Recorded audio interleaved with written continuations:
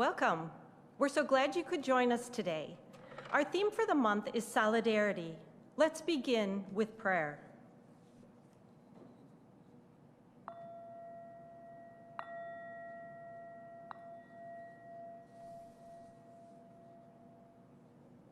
Almighty and ever-living God, empower your one human family to join hands on a journey of faith. Send us your spirit of hope so that we may work to alleviate human suffering and foster charity and justice in our world.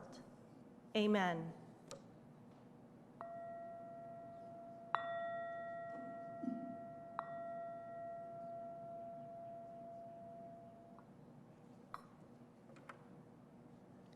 Let's listen to the lyrics of the song, We Are the World.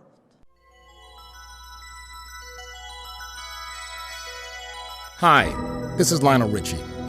What better time than now to be reminded that today, more than ever, we need to come together as one. On the 35th anniversary of We Are the World, we remember what life really is all about and send our love. There comes a time when we heed a certain call, when the world must come together as one. There are people dying. Oh, when it's time to lend a hand to life, the greatest gift of all. We can't go on pretending day by day that someone somewhere will soon make a change. We all a part of God's great big family. And the truth, you know, love is all we need. We are the world.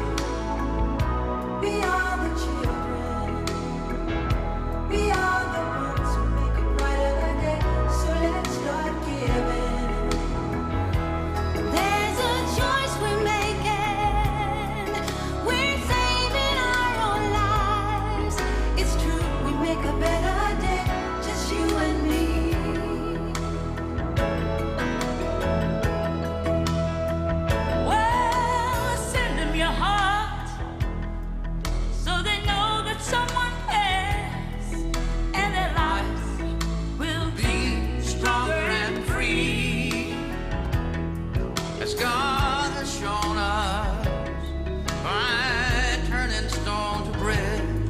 So we all must lend a helping hand. We are the world. We are the children. We are the ones to make a brighter day. So let's start giving. Oh, there's a choice we're making. We're saving our lives. It's true, we make a better day. Just you and me. We get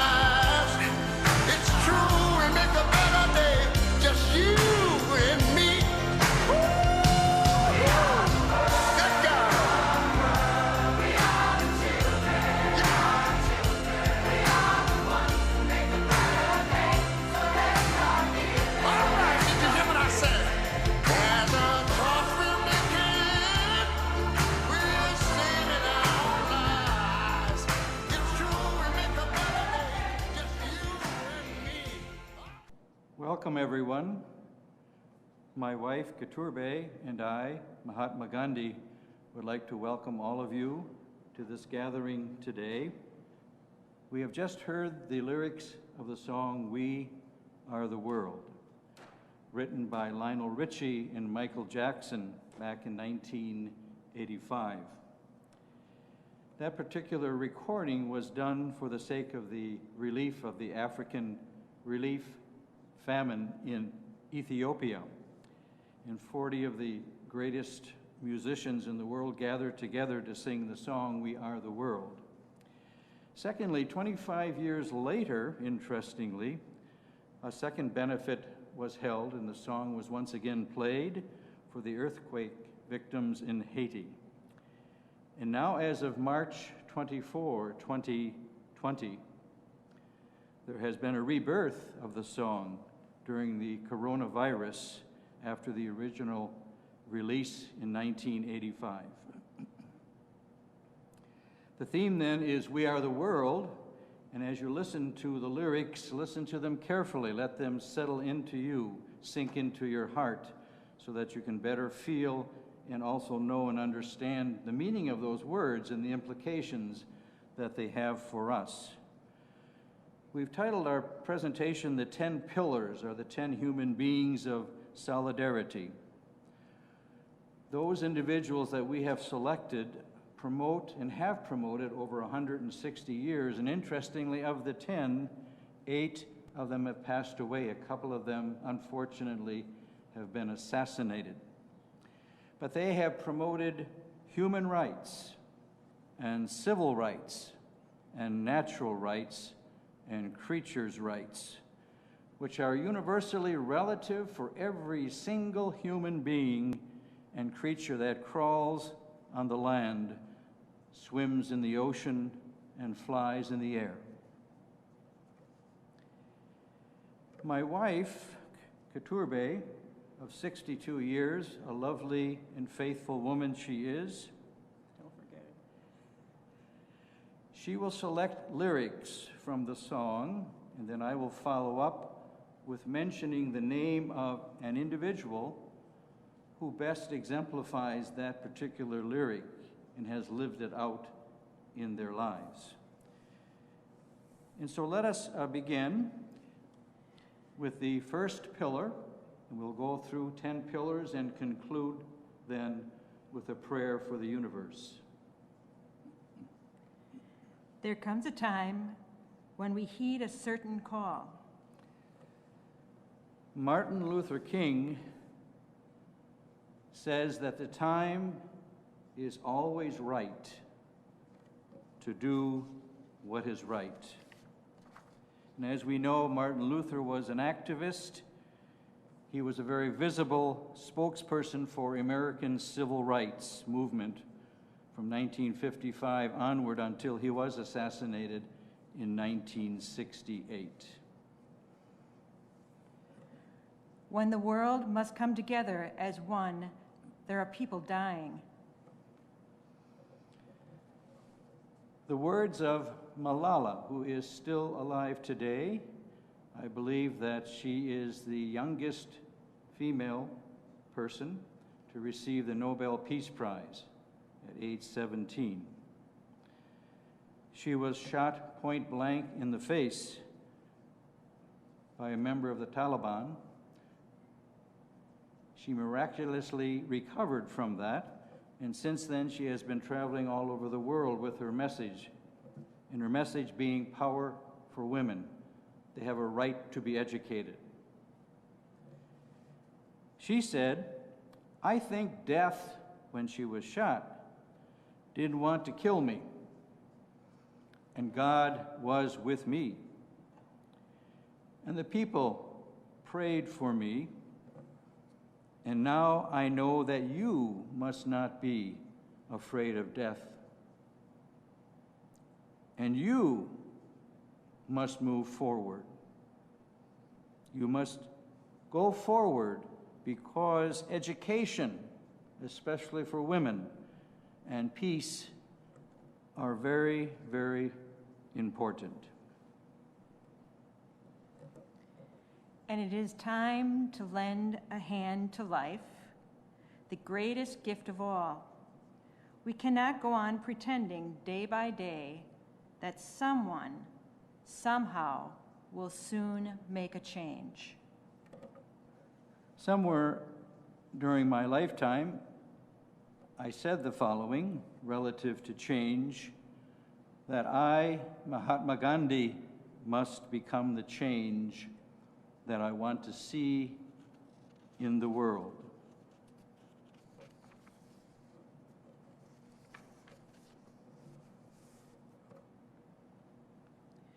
We are all part of God's great big family, and the truth, you know, is love is all we need. The good and saintly Mother Teresa said the following relative to love in that lyric, that Christianity is simply love in action. 5 simple words. Christianity is love in action. We are the world, we are the children, so let's start giving. The idea of giving. We think of Nelson Mandela, in prison for 24 years, and what the man underwent, and what he sacrificed, and to the heights that he arose to be the new minister of South Africa.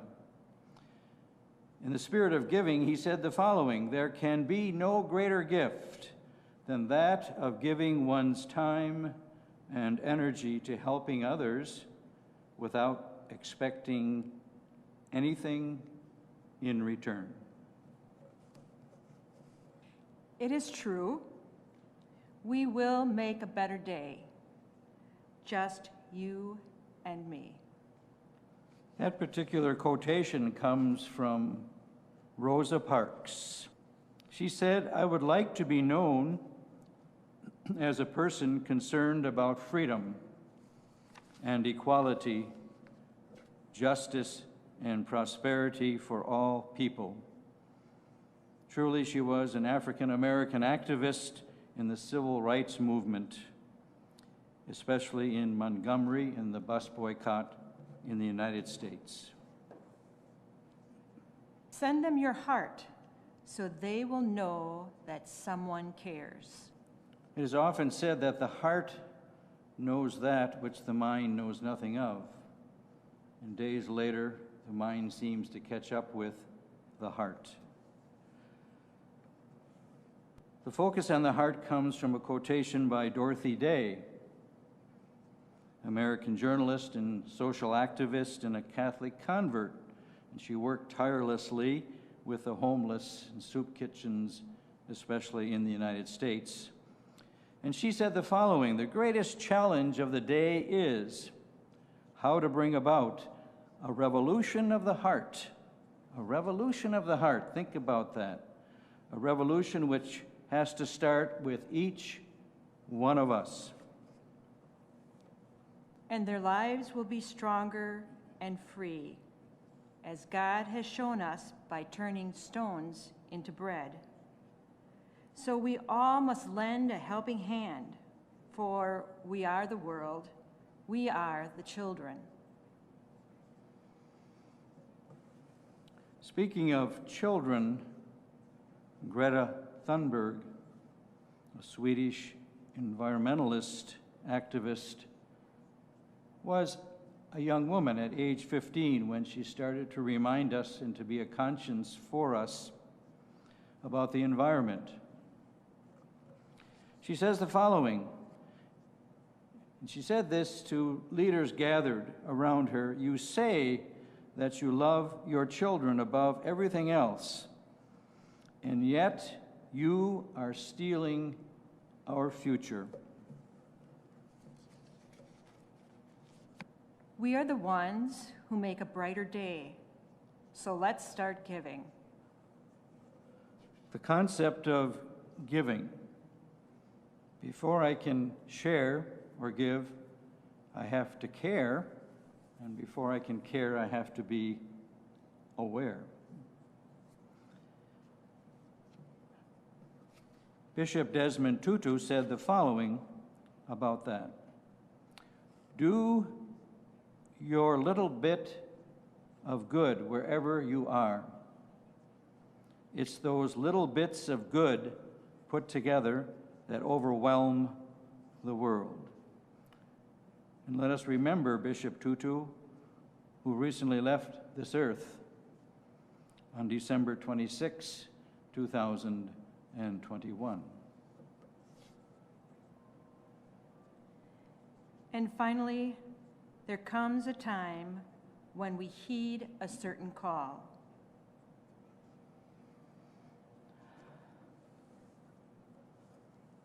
There comes a time, I'm thinking of the work of Eleanor Roosevelt, wife of Franklin D. Roosevelt. She organized and convened the United Nations to put together what is called the Declaration of Human Rights, which was done on December 10th, 1948. And they gathered the 200 nations. They wrote 30 universal ethical principles. Now, while they couldn't mandate that nations adhere to these principles, nevertheless, they were acting as a conscience for the world. They gathered together in solidarity to make that message very strong in its intent. And finally, as a concluding prayer, we honor Greta Thunberg, now 19, the environmentalist challenging world leaders to take immediate action for climate change, and a prayer for solidarity as we are in harmony with all of the universe.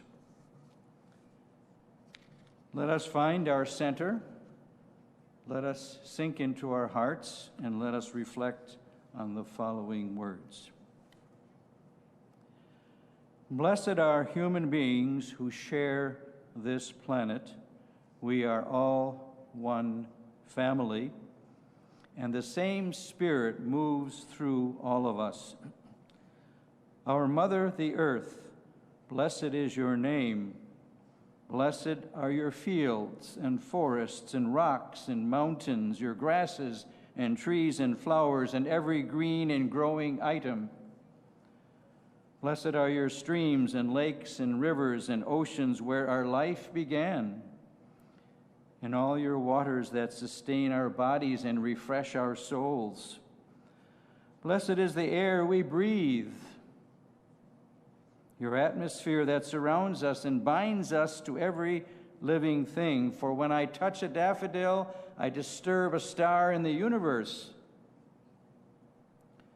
Blessed are all creatures who walk along your surface or swim in your waters or fly, for they are all our relatives. And blessed is the sun, our day star, bringer of morning and the heat of summer, giver of light and life.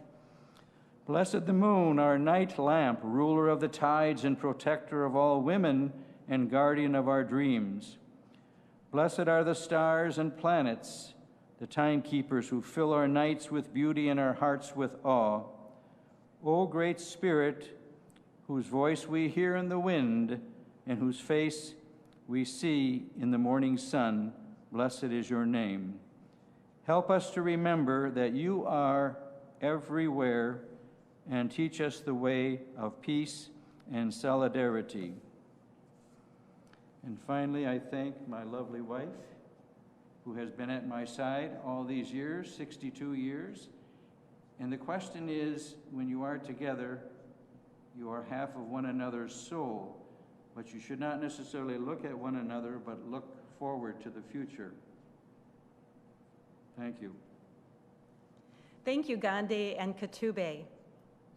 As a challenge this month for those of you at home, we encourage you to consider watching one of the movies that are listed on the screen, or choose one of your own that shows kindness and solidarity with others, and answer the questions together.